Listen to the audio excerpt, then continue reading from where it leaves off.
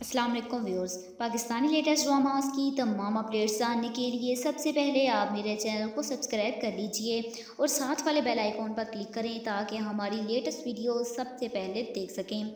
Drama serial मेरे खुदाया की लास्ट एपिसोड का प्रोमो आ चुका है, जिसमें साजिद अपने इरादों को पूरा करने के लिए घर से निकल जाता है और इधर अलीना महक से मिलती है। दूसरी तरफ आप लोग देखते हैं कि किरण ने जो जहर मंगवाया था वो खाने में मिला देती है।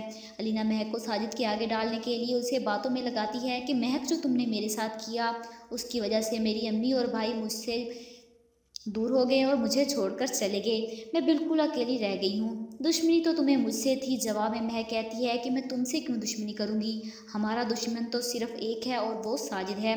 जवाब में अलीना कहती है कि साजिद मेरे पीछे नहीं है, वो अब बस तुम्हारे पीछे है। अलीना की बात के जवाब में महक मुड़कर देखती है तो इसके सर पर खड़ा साजिद खबासत से मुस्कुरा रहा है।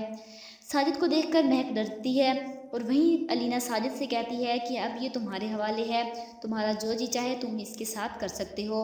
महक ऊंची ऊंची चीखें मारती है और साजिद से अपने हाथ छुड़वाने की कोशिश करती है, जबकि वो बगैरत उसकी मदद के लिए पुकार सुन कर हंसता है। तभी बंद दरवाजे को देखकर दीवार फलांग कर कासिम उस घर में दाखिल होता है और बाहर जाती अलीना उसे देखकर डर जाती है।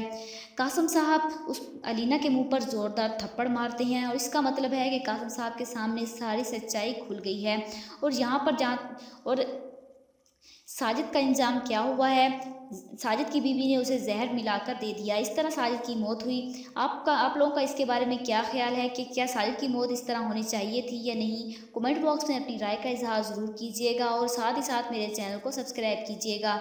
Thanks for watching.